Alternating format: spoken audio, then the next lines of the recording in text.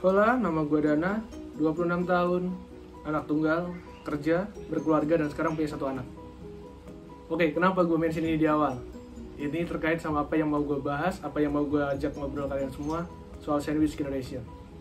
Kita tahu, sandwich generation adalah generasi-generasi di mana mereka udah kerja, udah berkeluarga, udah punya anak, tapi tanggungannya ditambah orang tua, mungkin ditambah dengan keluarganya yang lain. Mungkin biaya sekolah, mungkin biaya bulanan, kita nggak tahu. Tapi itu sandwich generation pada umumnya. Kenapa gue pengen angkat ini? Karena di lingkungan gue banyak banget, sering banget gue denger kalimat-kalimat yang nunjukin mereka itu sebenarnya sandwich generation, tapi mereka denial dan itu nganggapnya sebagai ya ini adalah wujud bakti gue kepada orang tua gue. Tapi menurut gue nggak gitu konsepnya harusnya. Untuk orang tua yang baik, untuk orang tua yang gue rasa harusnya mempertimbangkan segala sesuatu yang matang, mereka harusnya tidak memperbolehkan dan bahkan tidak mengharapkan anaknya berada pada posisi sandwich generation. Kita tahu pandemi ini efeknya luar biasa untuk orang-orang di seluruh dunia, bahkan gak usah di Indonesia. Pengangguran naik, pendapatan turun. World Bank itu bahkan udah memperkirakan dan mengeluarkan laporan 2021 dan 2022 Indonesia turun level, bos. Turun level dari negara berpenghasilan menengah ke atas menjadi menengah ke bawah gitu. Itu ada laporannya. Nanti kalian bisa lihat di sini. Kemudian sebaliknya umur dari warga Indonesia naik berdasarkan data BPS. Jadi masyarakat Indonesia ini jadi lebih panjang umur gitu. Dari yang tadinya 60 tahun sekarang menjadi 73 tahun. Bayangin, 13 tahun. Bayangkan kalau 13 tahun mereka berada pada posisi orang tua yang anaknya berada pada posisi sandwich generation. Selama 13 tahun, anak itu harus menanggung anaknya, keluarganya, dan orang tuanya yang bahkan pensiun tidak memiliki dana pensiun. Itu hal yang berat. Banyak orang-orang yang selalu ngomong gini, enak lu nggak punya cicilan, enak lu nggak harus bayar ini, lu nggak harus bayar itu, enak lu nggak perlu transfer setiap bulan ke orang tua lu, enak lu kan berarti gajinya utuh segala macem. Lu bisa aja ngomong gini, ngomong gitu, karena emang lu gak ada di posisi kami. Oke, wait. Konsepnya harusnya gak seperti itu. Apa iya mungkin gue berada di posisi kayak gini?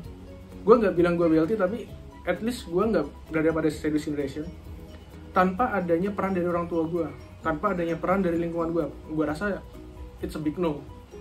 Kalau kalian bilang kayak gitu, kalian hanya fokus pada masalah. Mereka hanya akan fokus pada masalahnya. Fokusnya adalah mereka gak bisa buat lepas dari itu karena emang kodratnya mereka harus mentransfer setiap bulan. Mereka harus membiayai orang-orang di luar sana, mereka harus membiayai orang-orang di luar keluarga kecilnya yang sedang dia bina sekarang.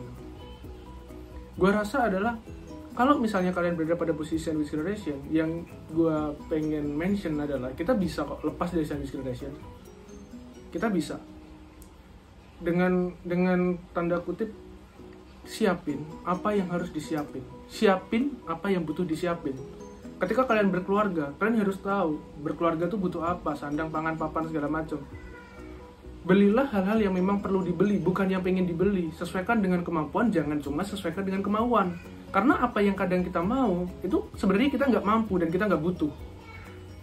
Misalnya, kalian punya anak 1, terus kalian berpikir, wah sebaiknya kita punya mobil, punya rumah lebih besar, segala macam. Itu harus diperhitungkan.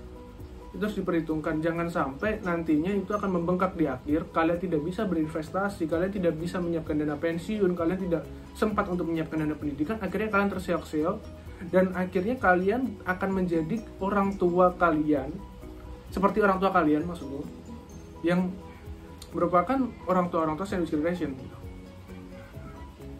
Sekarang gini, biaya pendidikan itu biaya yang paling besar nilai inflasinya dibandingkan biaya-biaya yang lain. Bayangkan, berapa tahun yang lalu mungkin untuk masuk kuliah itu masih lebih mahal daripada masuk TK, tapi sekarang masuk TK itu 30 juta, lebih mahal daripada kita masuk kampus negeri, lebih mahal daripada biaya pembangunan di kampus swasta yang dalam tanda kutip nggak terlalu mahal mungkin. Itu harus dipersiapkan. Mempersiapkannya nggak cuma sebatas itu gitu. Misalnya kalian punya anak itu komitmen, walaupun banyak yang bilang banyak anak banyak rezeki, terus setiap anak punya rezeki masing-masing, mungkin tidak salah, tetapi kalau dalam sudut pandang gua, Jauh lebih enak ketika kita bisa memperhitungkan segalanya dengan matang dan kita bisa mempersiapkan sesuai porsinya. Anak 1 butuh sekian, anak 2 pasti kita butuh lebih banyak. Kalau kemampuan gue cuma punya anak 1, ya gue makanya declare gue anak 1 gitu. Karena gue pengen maksimalin buat anak gue. Anak gue nggak minta dilahirin dari keluarga gue, tapi gue pengen menghadirkan anak itu dalam keluarga kecil gue. Yang mana berarti gue harus siapin pendidikannya. Misalnya dia mau les, gue siapin. Misalnya dia nanti butuh apa-apa, gue siapin. Misalnya nanti dia udah kuliah, udah kerja, dia butuh namanya rumah, kita bisa ikut membantu untuk beli rumah, sehingga mereka tidak menjadi orang-orang yang tertatih dalam membangun fondasi kehidupannya ke depan. Karena kita tahu nih, zaman dulu, kalau kalian sadar, orang-orang tua kalian mungkin itu investasinya mesti di tanah, investasi di rumah. Karena membeli tanah dan rasio gaji pada waktu itu masih balance banget, masih oke banget gitu. Kerja 5 tahun bisa beli tanah, bikin rumah. Sekarang bayangkan berapa banyak orang yang bisa membeli rumah dan tanda kutip kredit dalam jangka waktu 5 tahun. Mungkin mayoritas akan di 10 tahun, 15 tahun, bahkan teman gue ada yang 20 tahun. Itu pun lokasinya, kalau misalnya dulu, orang-orang zaman dulu itu misalnya kerja, jarak mungkin 5 kilo rumahnya. Sekarang kalian akan merasa hal yang wajar ketika kerjanya di Jakarta Selatan, rumahnya di Depok, Citayam, bahkan Bogor gitu.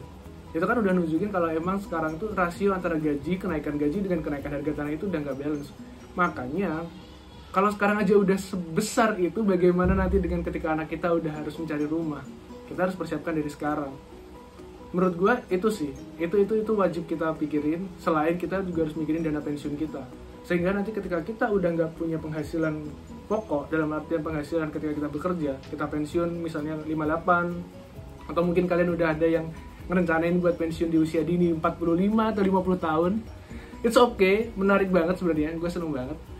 55 tahun, kalian bisa menikmati setiap bulannya dengan apa yang udah kita investasikan sekarang. Mungkin kalian bisa investasi kosan, kontrakan, emas, whatever, ataupun saham, apapun instrumen investasi kalian. Yang pasti kita semua, menurut gue, harus komitmen untuk memutus dan menghilangkan service relation. Jadi setiap orang akan fokus dengan keluarganya, dengan anaknya, dan membangun masa depan dan generasi anak-anaknya yang berkualitas, generasi yang maksimal. Karena biaya pendidikan akan seiring dengan biaya gaya hidup kita. Let's say simpelnya gini, kalian masukin anak kalian ke sekolah swasta nasional, yang di sana misalnya orang-orangnya mayoritasnya diantar pakai mobil X gitu, sedangkan kalian akan menggunakan mobil yang mungkin dalam tanda kutip tidak sepadan dengan teman-temannya. Itu mungkin anak kalian akan kena mentalnya, bos. Kecuali kalian masukin ke sekolah negeri, ini beda. Kita ngomongin untuk yang sekolah swasta, tapi kalau kita, karena setiap orang punya pola pandang yang berbeda ya, punya preferensi yang berbeda-beda. Ada yang anaknya ya udah gue mau masukin pesantren, itu oke, pesantren bagus gitu. Ada yang anak gue pengen gue masukin sekolah negeri aja biar dia bisa bersikap sederhana, silakan gitu. Ada juga yang pengen swasta biar nanti punya relasi yang bagus juga, nggak masalah. Ada yang punya kemampuan untuk internasional, oh itu luar biasa, berarti kita udah nggak bisa bilang service generation ketika dia udah memilih sekolah internasional.